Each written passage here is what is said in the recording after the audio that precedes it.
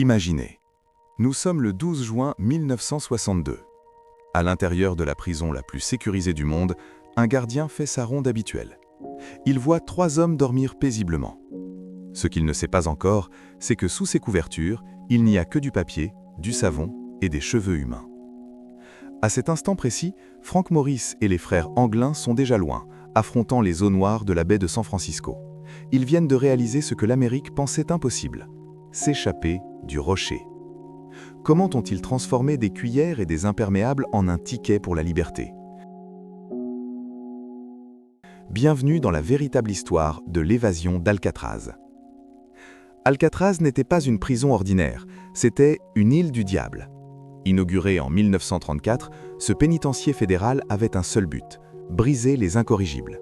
Ici, pas de réinsertion, juste du béton armé d'1 mètre d'épaisseur, de l'acier trempé ancré dans la roche et des projecteurs qui percent la nuit.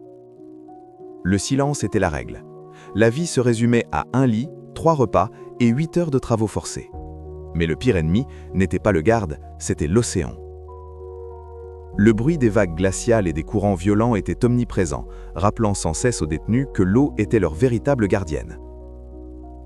Pourtant, en 1960, 3 hommes vont décider que ces vagues ne seraient pas leur tombeau, mais leur chemin. Pour réussir l'impossible, il fallait une équipe parfaite. D'abord, Frank Lee Morris, un esprit brillant, une force de caractère indomptable.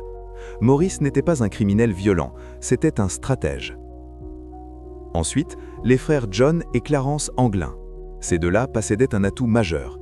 Ils avaient grandi sur les rivières de Floride et étaient des nageurs infatigables. À leur arrivée, ils ne se connaissent pas, mais le destin, ou peut-être leur soif commune de liberté, les réunit. Pendant des mois, ils observent. Ils notent chaque faille, un conduit de ventilation vieillissant, un changement d'équipe, une ombre sur un mur. Ils calculent tout. Les courants, la température de l'eau, environ 10 degrés Celsius, et la distance jusqu'à l'île Angèle. C'est ici que l'histoire devient fascinante. Sans outils, comment creuser le béton? Morris utilise une lime à taille-crayon volée à l'atelier pour fragiliser les bords de la grille de ventilation derrière son évier.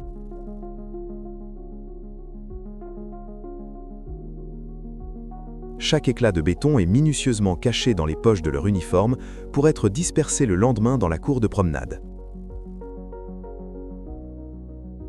Ils fabriquent une perceuse artisanale à partir d'un moteur d'aspirateur abandonné. Pour masquer le bruit du forage, ils attendent mes heures de musique ou les exercices d'alarme incendie, où le vacarme général étouffe leurs coups de marteau. Mais leur chef-d'œuvre, c'est l'illusion. Ils fabriquent des têtes en papier mâché avec du papier journal, du savon et de la colle faite de levure chimique. Pour le réalisme, ils récupèrent de vrais cheveux chez le coiffeur de la prison et peignent les visages avec de la poussière de café pour imiter la couleur de la peau. La nuit, sous la faible lueur des cellules, ces têtes tromperont les gardes qui ne font que des contrôles visuels. Une fois dehors, il restait le plus dur: traverser la baie. À l'atelier de maintenance, les Anglins réussissent à voler plus de 50 imperméables.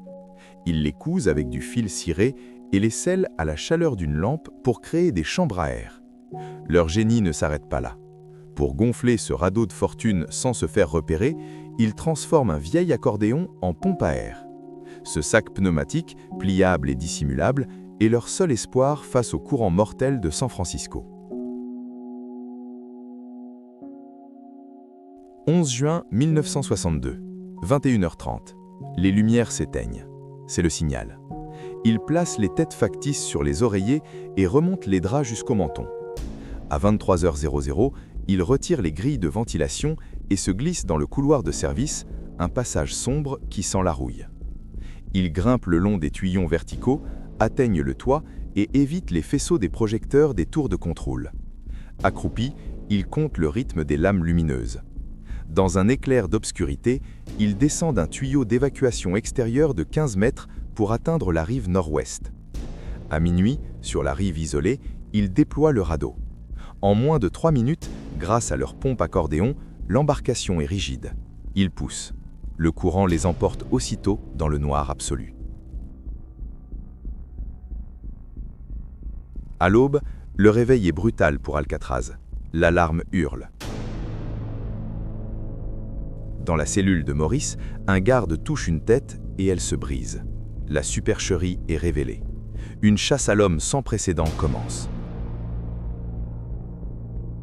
On retrouve des morceaux de toile jaune et un gilet de sauvetage, mais aucun corps. Officiellement, le FBI conclut à la noyade, mais des indices troublants surgissent. Les mères des frères Anglin reçoivent des cartes postales anonymes signées « On va bien ». En 2013, une lettre incroyable arrive à la police de San Francisco. Elle est signée John Anglin. Nous avons réussi. Frank est mort en 2008, Clarence en 2011. J'ai 79 ans et j'ai besoin de soins. L'analyse ADN et de l'écriture reste incertaine. Alcatraz a fermé ses portes 1 an après cette évasion, sa réputation d'invincibilité définitivement brisée. Aujourd'hui, les touristes visitent les cellules de Maurice et des Anglin avec une question en tête. Sont-ils morts dans l'eau glacée ou ont-ils vieilli en secret sous le soleil du Mexique? Peut-être que la réponse importe peu. Ce que cette histoire nous murmure encore aujourd'hui, c'est qu'aucune prison, aussi faite de béton et d'acier soit-elle, ne peut contenir éternellement l'ingéniosité et la volonté d'un homme qui a décidé d'être libre. Si cette immersion dans le mystère d'Alcatraz vous a captivé, n'oubliez pas de vous abonner pour découvrir d'autres récits où la réalité dépasse la fiction. À bientôt pour une nouvelle aventure.